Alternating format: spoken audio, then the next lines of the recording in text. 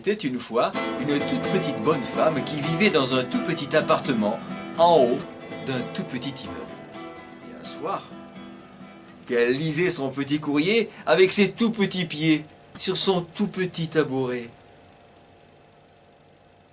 Ses petits yeux sont devenus tout ronds. Ses petites joues sont devenues toutes rouges. Elle a ouvert bien grand sa toute petite bouche et elle a fait « Romain !» Elle venait de recevoir les notes d'école, le bulletin scolaire de son fils. « Allô ? Oh, maman ? Arrête de crier, maman, tu cries tout le temps. Hein ? Chut, s'il vous plaît, les enfants, taisez-vous, je vais faire l'appel. Alors, vous êtes insupportables ce matin. Bon, Lilo, je te vois.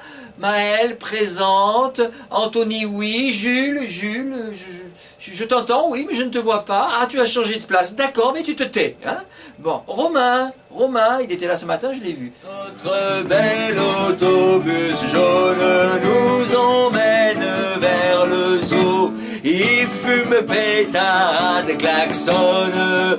On a de la chance, il fait très beau. Dans le zoo, t'as tous les animaux du monde. Il y a des rhinocéros, des autruches, des ours blancs, des ours marrons, des ours noirs, des ours rouges, des ours verts, des ours bleus, des ours jaunes. Il y a des ours de toutes les couleurs. Il escalade, il passe par-dessus une barrière, il traverse une rivière, il glisse sur les pierres. Oh là là, oh is, là, voilà, ça y est, j'ai les chaussures toutes mouillées maintenant, les yeux plats, ouais, mon genou. Et le lion, il bondit sur Romain et il l'avale d'une bouchée. Hop ! Mais Romain, dans le ventre du lion, il gueule « Au secours, les copains !» Et il se tord, il bouge, il donne des coups de pied, il pousse, et hop ! Hé, maîtresse, regardez, voilà Romain, ouh, il a un gros ventre, hein, et il lui tourne autour en faisant une sorte de ronde, en disant Bouboule, le revoici. Je ne vais plus te supporter. Encore plus gros, encore plus grave, Bouboule. En calcul, tu es mauvais, en géographie, tu es mauvais, en histoire, tu es mauvais, en français, tu es mauvais, mais en zoo, tu es nul. Tu m'as gâché la sortie. Je vais te mettre une très mauvaise note, voilà, 0. En zoo, tu as 0.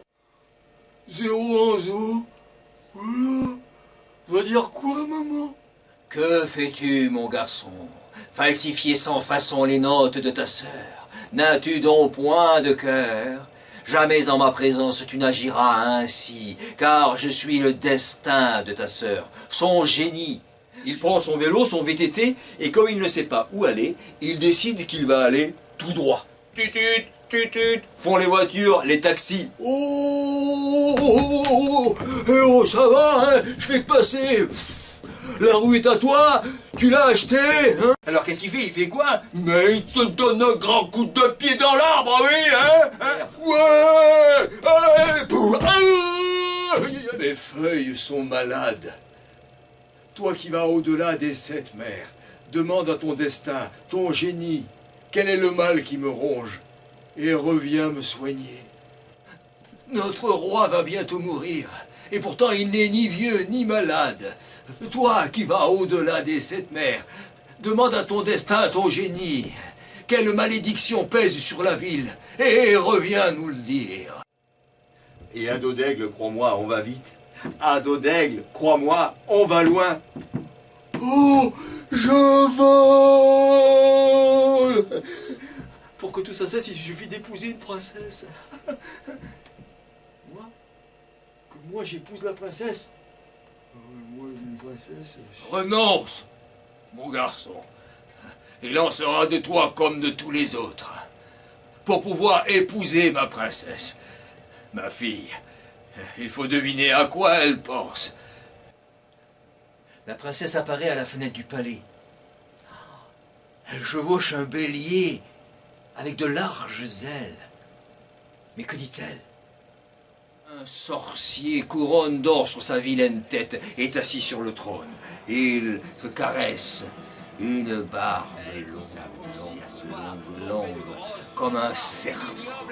Il rit, il tape dans les mains, c'est la fête. Leur jaune, rouge et bleu, large comme des tournesols, resplendit sur les murs et semble sortir du sol. Mais on ne peut les toucher sans finir au cimetière, car leurs tiges sont des cobras, des serpents, des vipères.